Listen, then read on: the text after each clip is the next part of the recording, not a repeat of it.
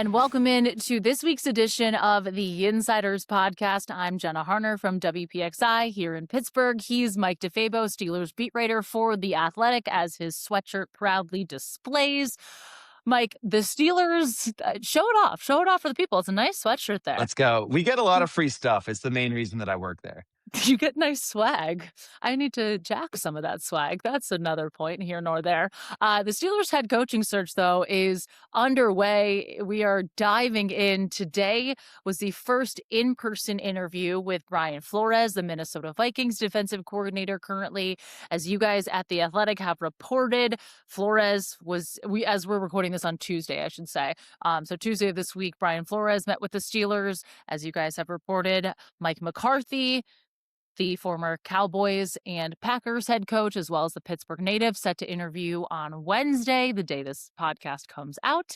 And Friday, Miami Dolphins defensive coordinator Anthony Weaver is expected to be in town interviewing as well. And in addition to those three, all doing the in-person interviews, the Steelers have also done virtual interviews with 49ers offensive coordinator Klay Kubiak, San Diego, LA. This is where my brain goes. There's so many names, so many things. You sound like an old beat writer. That's what Jim Wexel, my guy, who shout out to Wex, great guy. Shout out on to every reference, it's always the San Diego Chargers. San Diego Chargers. It is not the San Diego Chargers. It's Los Angeles Chargers defensive coordinator Jesse Minter, Carolina Panthers defensive coordinator Ejiro Evero, Jeff Hafley, who has since taken the Miami Dolphins head coaching job. So he was interviewed, but obviously no longer a candidate since he's with Miami now. And then the Rams defensive coordinator Chris Shula and Rams passing coordinator Nathan Scheelhaase, or as you say, Mike, Scheelhaase. So I have to say, this is what happened. I had only seen his name written and never actually said. So like when I've been doing radio things or like just talking to people on the street or whoever about the candidates, I keep being like, oh, you know, that Scheelhaase, I think that he could be pretty good. And I thought that it was like I covered Isaac Haas at Purdue, the big man. We're also friends with Taylor Haas in Pittsburgh sports media back from my days covering the Penguins. She was one of our friends and still is our friend. And so I've just been going around sounding like the world's biggest Yinzer. And then it took me about a week into the search to find out it's actually Scheelhaase. Now, I'll still have to be fighting the Yinzer in me that wants to make it Scheelhaase, but at least now I know that I think it's supposed to be pronounced Scheelhaase. And you had me second guessing it because you came in from, I think you were at the gym or something and you were talking about it. And I was like, Scheelhaase? And you were like, Scheelhaase. And I was like, have I been saying this wrong on television the entire time? This is what actually happens that will give people a little bit of a peel back the curtain into our lives. Is you say things in a joking Yinzer way, like, oh, let's go down the strip or whatever, like time to wash the dishes or like we got to red up this room. Yep. And you say it as a joke and you can immediately revert back as a native of Connecticut to the way things are supposed to be pronounced. Yep. And I'm just continuing the lapse back into the way that I was taught to speak in elementary school, Latrobe Elementary School back in the day. One of my favorite Yinzer things, and then we'll actually dive into talking about these head coaches. One of my favorite Yinzer things is that the word pool, pull, and pole are all the same word. If you ask someone from Pittsburgh who's a born and raised Pittsburgher, native Pittsburgh, someone from Pittsburgher. Specifically me. You're saying somebody, but you're talking about me. Because I think other people are better at distinguishing it. To my credit, and this is the final thing we're saying before we get into the candidates, in my defense, there was a day, and I remember it in like fifth grade, they're talking about homonyms, and they're like, they're words that are spelled differently but sound the same. And that's what they use. They're like pull, pull, and pull.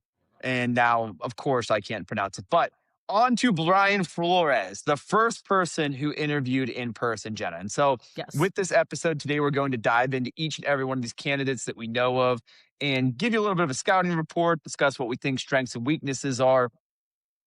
Brian Flores, I think people know about him because he was here in Pittsburgh. And obviously he had brought the lawsuit against the NFL alleging racial discrimination in their hiring practices and supposedly, may have encouraged him to tank or wanted him to tank when he was the Miami Dolphins coach, only to then fire him.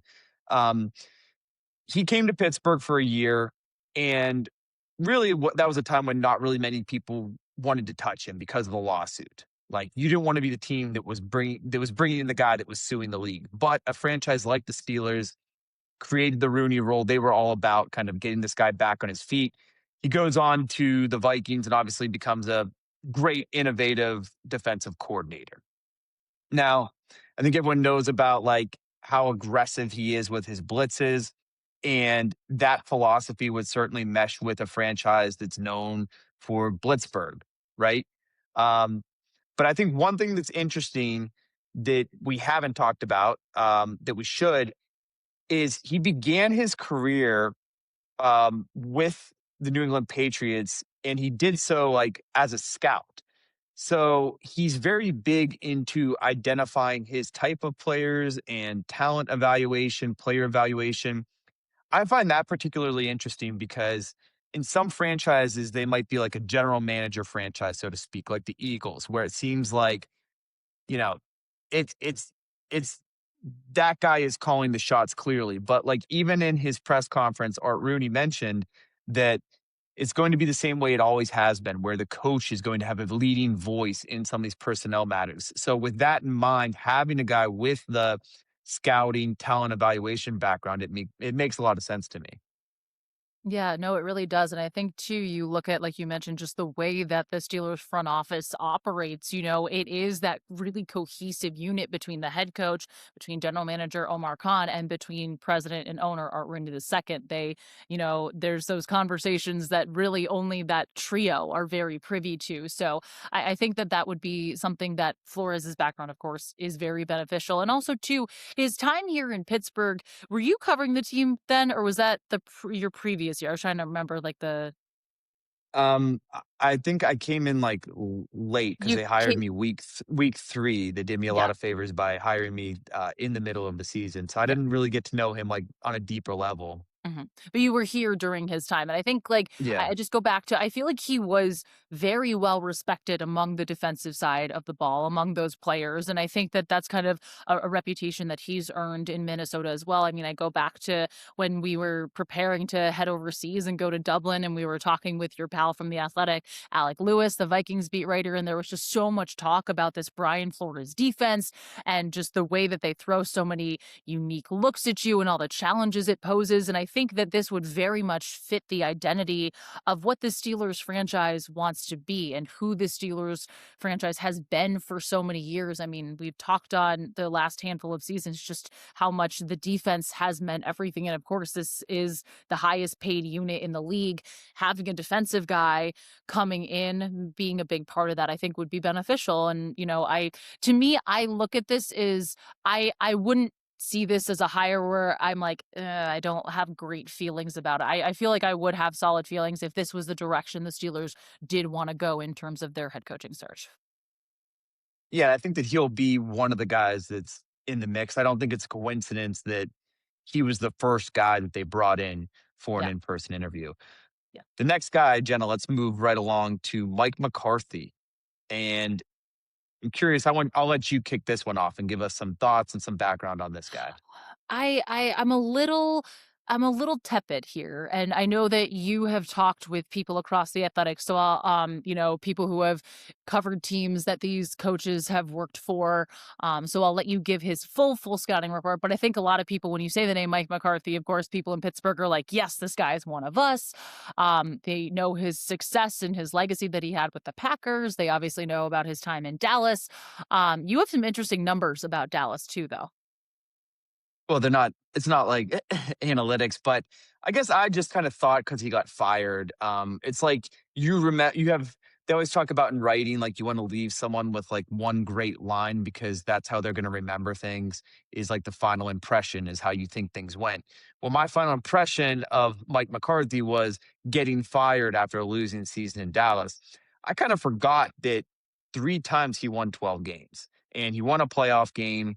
He worked with Dak.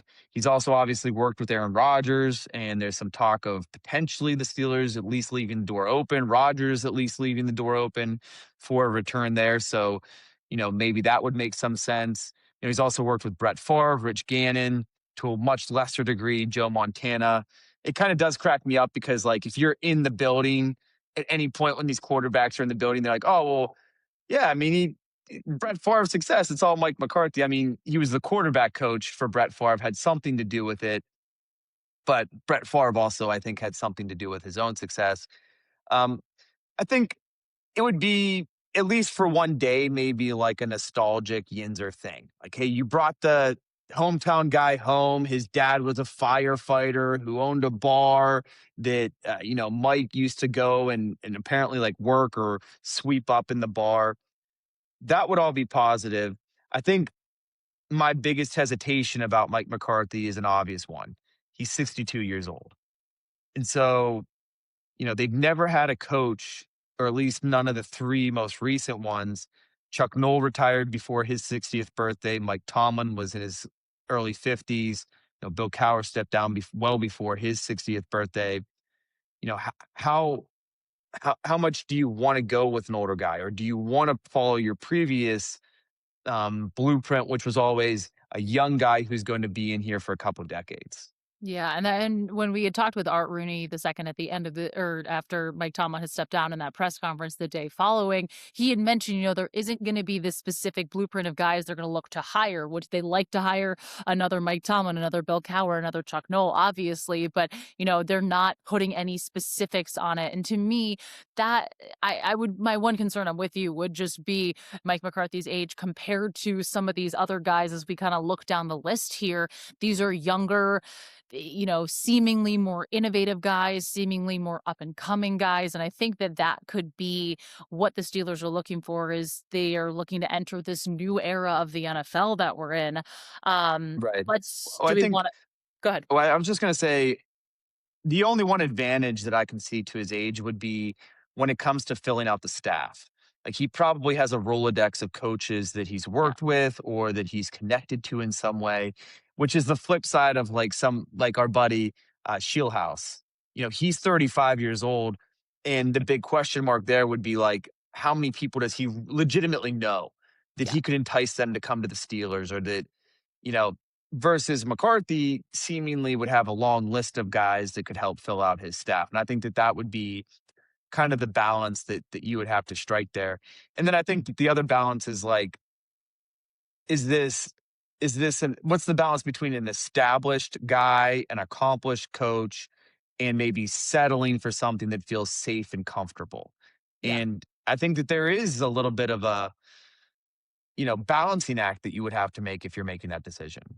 And you and I talked about this earlier the day before we taped this, but I could see bringing Mike McCarthy onto this new coaching staff in some sort of offensive analyst, senior offensive assistant style role. I think that would be a really solid role, especially for a guy Or that even like, yeah, if you, not to jump ahead too forward, but like, to me, the dream scenario, and I don't think it's going to happen, would be you bring in a Chris Shula, who's 39 years old, as your head coach, who's a defensive minded head coach.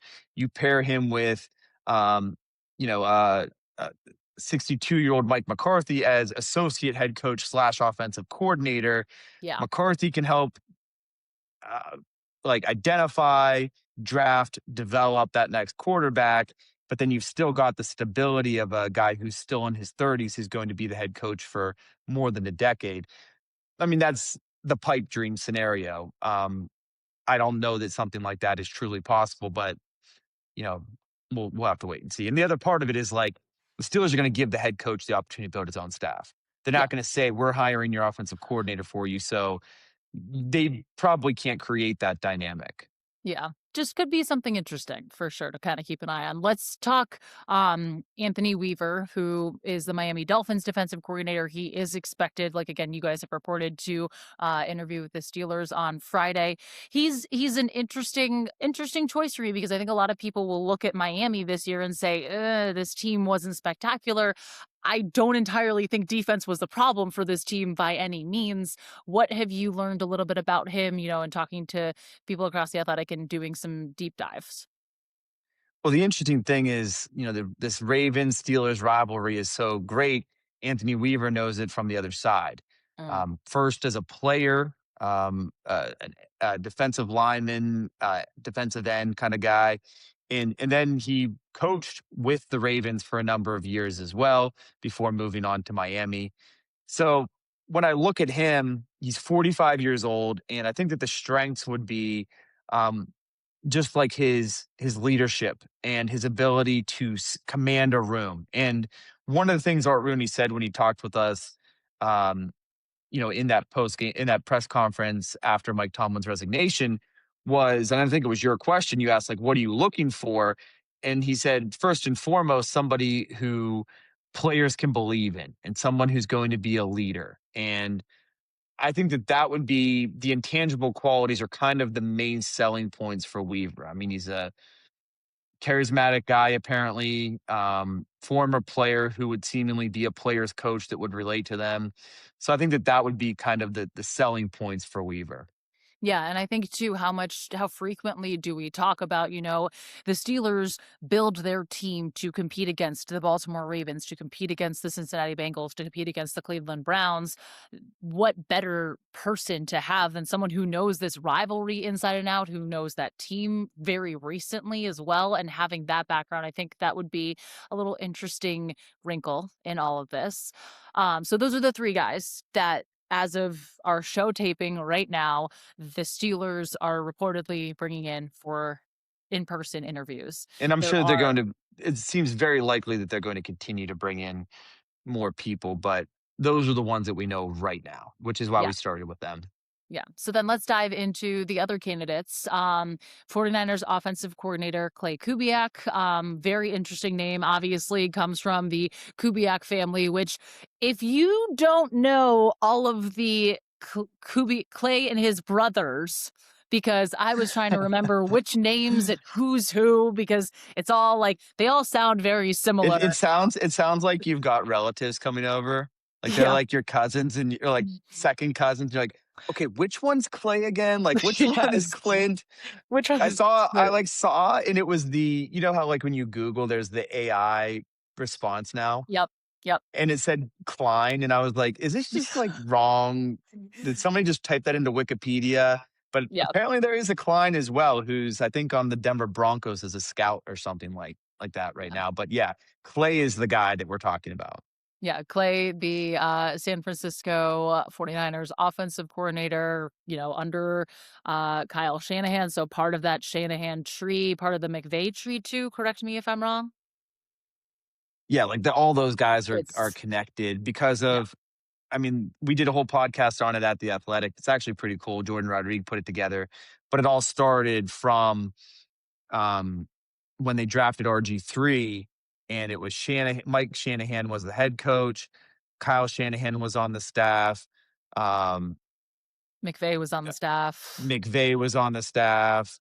They're all basically connected in some way, and like the Shanahan, it goes back generations, even Yeah. where Gary Kubiak coached with or for Mike Shanahan, and so like there's decades of Kubiaks and Shanahans being related. Football family, football bloodline, something the Steelers no doubt absolutely love. But I think Clay's very interesting because, obviously we see what the 49ers offense looks like and just how, you and I watch it and we're like, oh, this is beautiful football. There's motion. There's so much pre-snap motion to all of it. There's so much to it.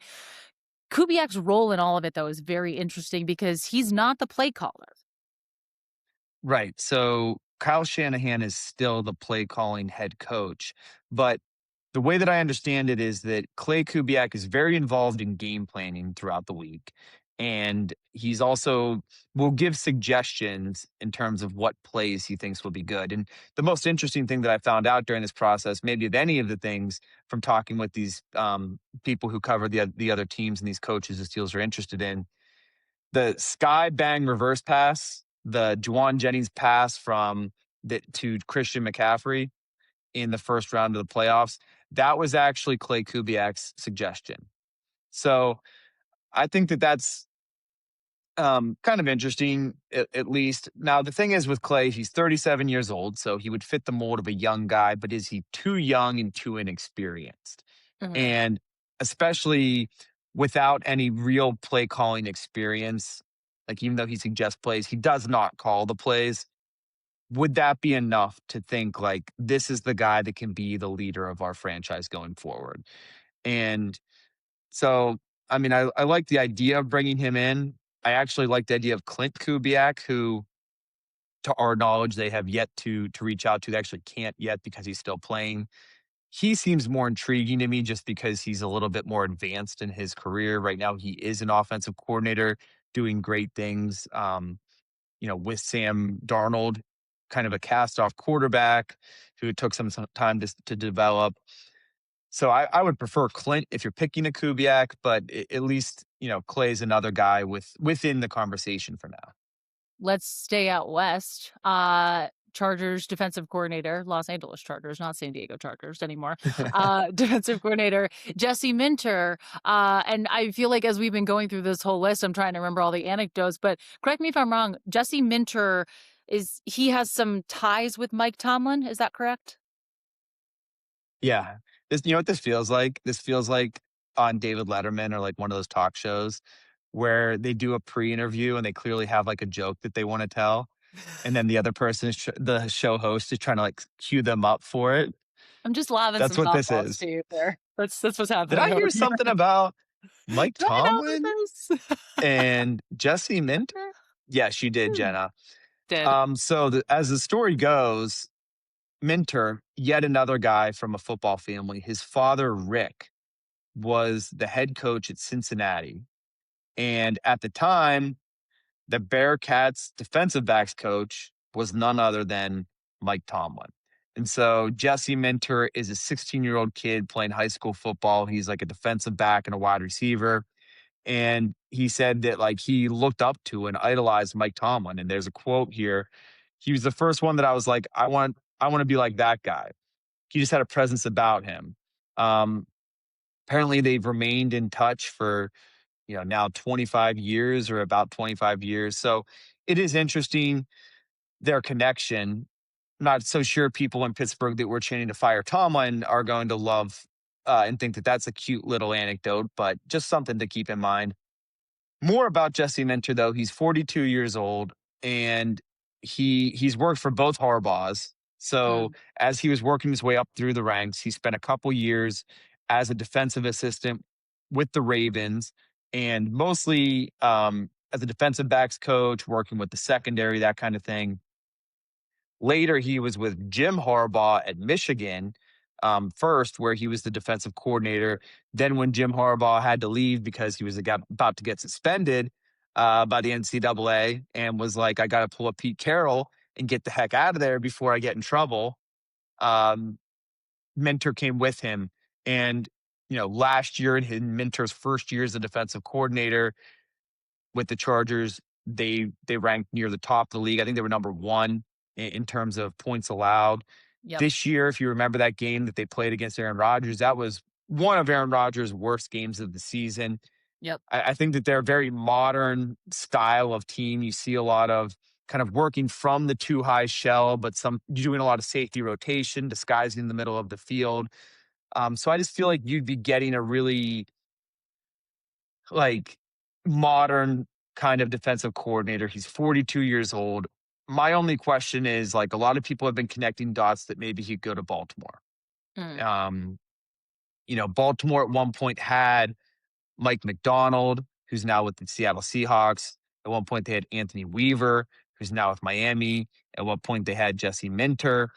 And all these guys kind of run that's similar kind of stuff. They like the safe pressures or the simulated pressures, stuff like that. mm. Um, Now, I think maybe now that it didn't exactly end well with John Harbaugh, I think that the Ravens are thinking like, okay, maybe we'll let a talented young coach get out the door. Let's bring him back in here.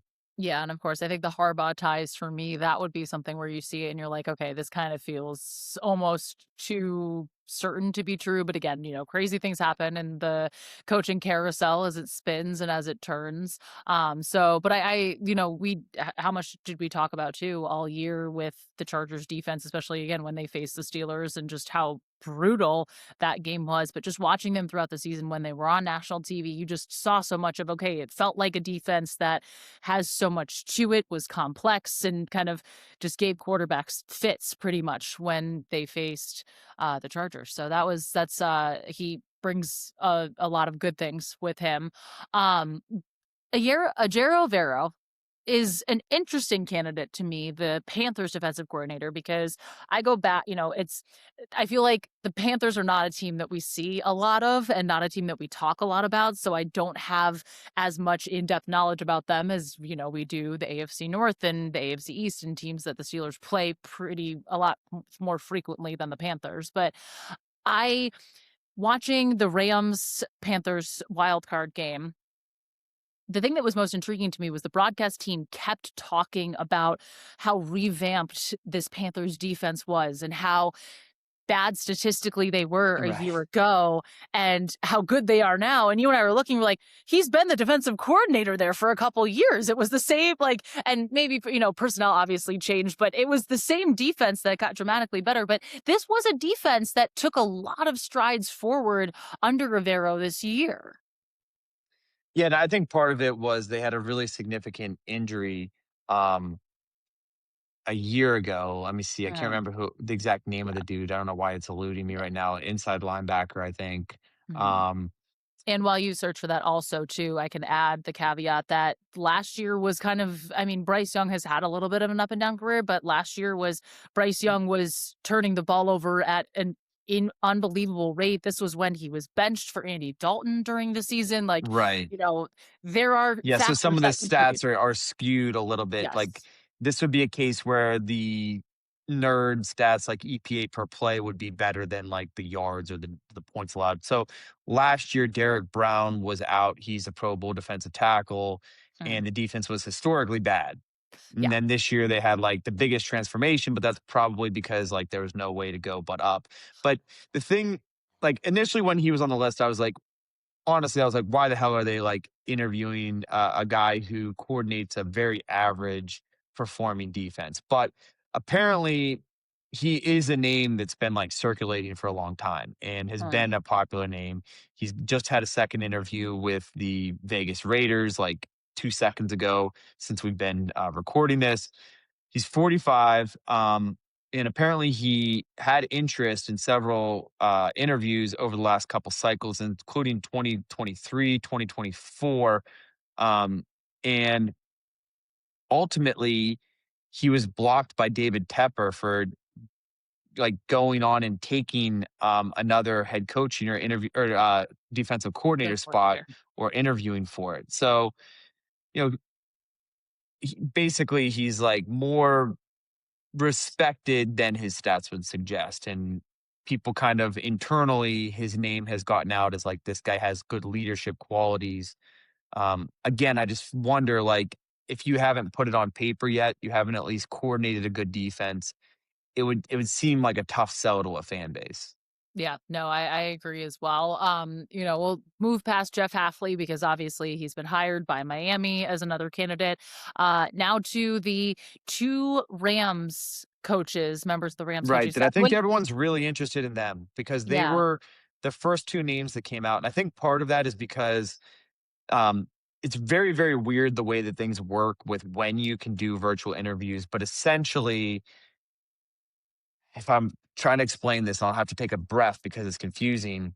Break it down for the people. If you played in a wild card game, you can interview 3 days after the wild card game or a couple days after the wild card game. But then after you reach that point, you can no longer virtually interview until you get to now after the championship game. So basically, if the Steelers didn't get their virtual interview in like right away, it wasn't going to happen until after these Sunday games coming up. So I think that's why those names came out right away and everyone was like, oh, wow, they must like love these Rams guys. Well, they had to get it in. And in a similar way, just while we're on this point, That's what maybe, and that's what I'm trying to get clarification on why we haven't heard Clint Kubiak or Vance Joseph, because if you had a first round bye, you had to interview ahead of the wild card games. The Okay. Steelers still had Mike Tomlin, so they could not virtually interview those guys when they still had Mike Tomlin as their head coach. So if you're sitting here going, why aren't they requesting Clint Kubiak?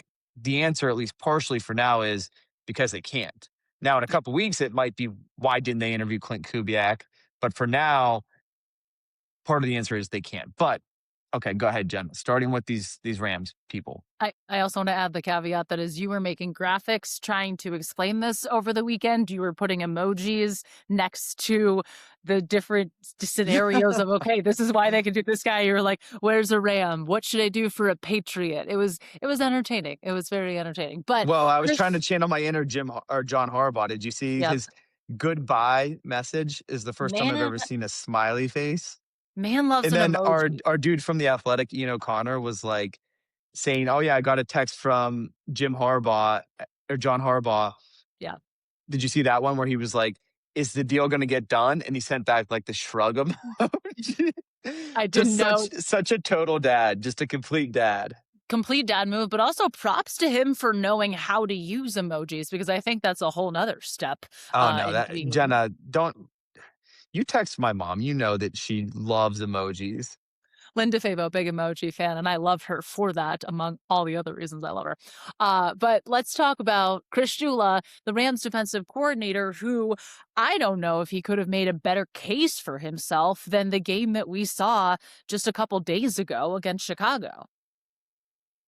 Yeah, definitely. I mean, I felt like I've watched several Rams games where where I said to myself, the defensive coordinator just forced a turnover Yep. with his coverage disguises or timely pressure or whatever it might be. And something that interests me here is like people give me a lot of grief because I always harp on the old, this is the NFL's highest paid defense for the Steelers, and they have not lived up to their expectations. And on the flip side, Chris Shula is coordinating the second lowest paid defense. Yep. Now, a lot of people were like, well, that's because they're on rookie contracts. Yeah, that's a good point. So what you're telling me is that you don't have to go load up on expensive veteran players who underperform. You can identify, draft, develop, coach well young players so you don't have to buy a defense. You can build one.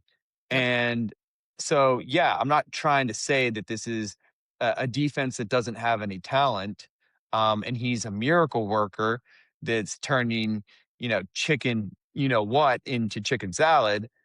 What I'm saying is, like, if he's able to do this with a defense that is not a veteran star-laden group, it would seem he could have similar results, I would think, with a group full of guys that are, you know, with a TJ Watt who's consistently considered one of the best at his position, or, go down the line of these expensive Steelers players. But That they in terms have. of his style, this Fangio system is very in vogue right now.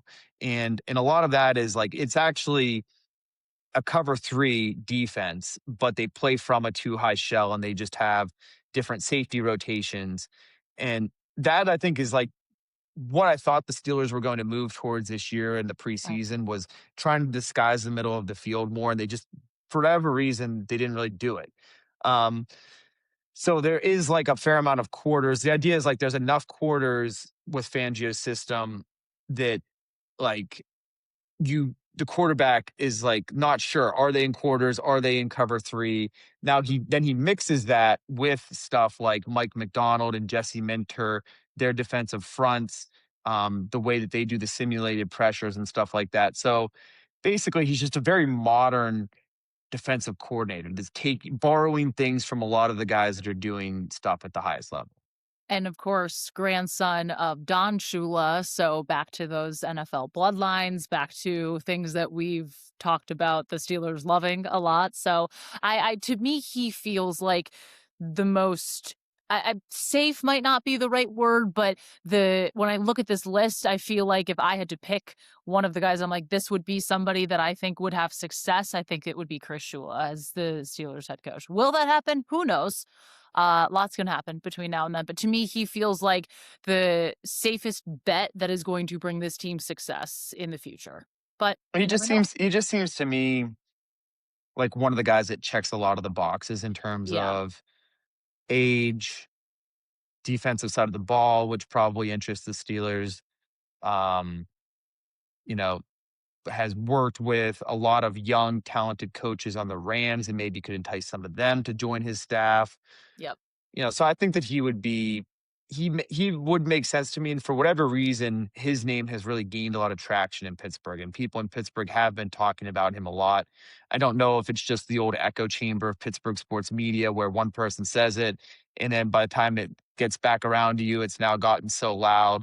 Yeah. Um, or if like legitimately he would be the best candidate. That's ultimately up to Art Rooney and Omar Khan to determine. And finally, a guy whose name Yinzers would love in Nate Scheelhaase, or I'm sure people will go Steel Hat. Like there's so many fun iterations that I think could be built off of this guy's life. This basically for like the shirt makers down the strip. Down the strip. This is the dream scenario right here. Yep, Is Nathan that's Scheelhaase. Yep, they're looking at this and seeing, it's like the cartoon when there's dollar signs in Bugs Bunny's eyes. Like that's what they're seeing. But he's very interesting to me for a lot of reasons. I mean, he's young. He's very young. He's 35, 36. He's younger than me. So Mike Yep. Tomlin was hired when I was, let's see, I was a junior in high school, I think, when Mike Tomlin was hired. And Nathan Scheelhaase was born 7 or 8 months after I was. Crazy. So that either means these coaches are getting young or I'm starting to get old. We'll take the former rather than the latter there. But he's very interesting. He's former Illinois quarterback in college, had some time coaching at Iowa State, and then kind of got brought up into the league. But he's a young, innovative offensive mind and has worked, with Matthew Stafford. And just you look at the Rams offense and, with him being the passing game coordinator, obviously he's not the offensive coordinator, but there is a lot of success on that side of the ball, especially with the success that Stafford himself had this whole year. Yeah, he and Klay Kubiak remind me of each other in the sense that they both probably are going to be good coaches one day. Yeah. But would you want somebody who is at least called plays on offense if you're going to say, we want to go offense? Because I think that I said last week on the podcast, I'm really a fan of, in the modern NFL, buying a plain book, buying a brain, buying somebody who's going to develop the most important position. But I guess the question is, have these guys proven it yet? Yeah. Like if they, Mike Tomlin was only a defensive coordinator for a year, but at least he was a defensive coordinator for a year. Have these guys yet done it where they've proven that they are the reason? Or are they simply on McVay's coattails and on, Shanahan's coattails? Yeah. And that would be the question that if you're the Steelers, you have to ask. And that's the interesting dynamic right here with the offensive minded guys that they've looked into is you really have two ends of the spectrum. You've got the super old guy, 62-year-old Mike McCarthy. And I'm like having a conversation with my mom today about it. And she's like, hold on, your dad's calling me. And then she's like, oh no, that he didn't. I think he butt dialed me. And then, oh, wait, hold on. He is calling me. Francis. And then I'm like, Mom, I'm still here. And I'm like, so this is going to be Mike McCarthy. Like, DK Metcalf's going to come into the room and Mike McCarthy's going to be like, here, can you fix my phone? I don't know what's going on. I can't unlock my phone. And then on the other side, you've got these really young guys that, like here I am, 36 years old and people think that I look like I'm 12. And he's going to be younger than me.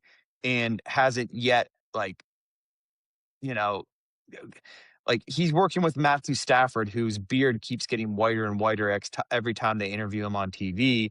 How That's true. much can he really be responsible for Matthew Stafford's success?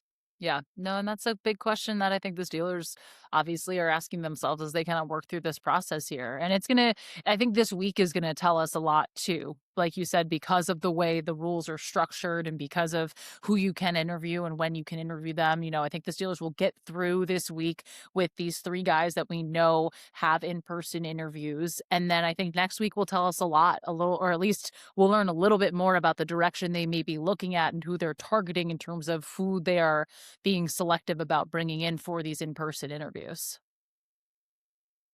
And I'm curious to see if they add any more, Yeah. because they've done the virtual stuff with a handful of these guys. They bring in Minter. Yeah. Um, you look at the way that other teams have done it. I mean, I think the Ravens have interviewed 15 or 17 guys in person. Yeah. It's been an extremely exhaustive process. And so for the Steelers to be kind of behind in that regard, I guess they are a week behind in their process. We'll have to wait and see. So I don't know, Jenna. I don't know who they're going to hire. I don't know I who. think I think as of now, it seems like the three leading candidates are Flores, Shula, and McCarthy in terms of likelihood. Yeah. Um, but I think that that's right now. Yeah. In a week, we might be having a different conversation. Either they've got a head coach, or the whole dynamic has changed because they've now tapped into a whole different pool of candidates. And I did I want to say ask you. pool correctly that time? You did. That was a nice pool. That was a nice swimming pool. I want to ask you one more thing before we leave, because it's always so funny to hear what restaurant the coach, the front office and staff took the new head coach to seal the deal. I know that happened at some Italian spot in Jersey for when the Giants hired John Harbaugh. What Pittsburgh, if you're on the front Oh. office staff, what Pittsburgh restaurant are you taking the head coach to wine and dine and get him to sign that contract? Well, where I bet they're going to take them is Monterey Bay, You because think? I'll tell you why. Because you talk I to any know, of the yep. players, and they love it there, and they Mm, like the view. It's not Lamont where we got nope, married. it's Shout true. out to Bill Shout with out the to Lamont Lamont. for all of your wedding needs. This isn't even an advertisement, but if you are getting married or you're engaged, go tell Bill that we sent you. Great No, guy. 100%. Wonderful. You M- basically get a wedding planner with the venue. He's That's unbelievable to amazing. work with. We could talk Great, about Bill great for times. hours. Great times at the Lamont. It would be old school of the Steelers to go Lamont over Monterey, but I think that that's where I bet you that's where they would take them to show them, here's the city. Look, we're having dinner. You can look. Oh, there's our stadium right there. Imagine yourself coming out of that tunnel and Mhm. leading us to a playoff win. Where That's would you take them, good. Jenna? Well, there's always I think if you do can I do a lunch and then a dinner? 'Cause lunch would be Yeah, Gaucho. yeah, Jenna. Shout out to Gaucho. You have Gaucho delivered to the Steelers' Southside facility. You have the steak sandwich with the caramelized onions, roasted red pepper. You have that delivered for lunch. Be like, "Hey, here's a little taste of this. It's a great spot to go to." And then I'm thinking Alla Familia, which is Arlecchino's. Those are the sister restaurants, and it's a phenomenal Italian spot. Really, really, really good stuff. And that's a very, very hard to get into for Pittsburgh standards place. And I know that they have some I don't know if it's an underground little thing or something. I know there's something to that. So a back room at Alla Familia to seal the deal. You know what we need to be doing is working our Italian restaurant connections right now. That's true. We need to be calling the We have people. to start doing much better sourcing Yeah. and reach out to all of our connections within the Italian community, Yep. and specifically the old Italian guys that hang out at Italian restaurants, and Yep. get them listening and keeping their eyes out to see who the Steelers are wanting and dining. Somebody is going to pop up on like a Reddit page. You're going to see like, my brother saw my brother's cousin works at Saw Enter that Restaurant Scheelhaase. here. Saw that Scheelhaase guy. Saw him whining and dining. I could see that happen. I could see that. We was So, down Girasoli and we saw Scheelhaase stand outside waiting for a table. All right, let's close this now. We're done. ending the podcast. Thanks to all who have stayed with us for this entire podcast. But yeah, we will continue to keep you updated. Be sure to follow both of us on Twitter. I'm at Jenna Harner 11. He is at Mike DeFabo. Read his work in The Athletic because it's wonderful. And the people at The Athletic, Mike himself, of course, continue to break news about this coaching search. So definitely stay tuned and just see the best updates. Go to The Athletic. Mike has them. Mike and his team have them. So thanks so much for joining us. We will be back next Wednesday to break this down a little bit more. Like, follow, subscribe wherever you get your podcasts on YouTube, Spotify, Apple Podcasts, and we will see you next week. Thanks so much for joining us.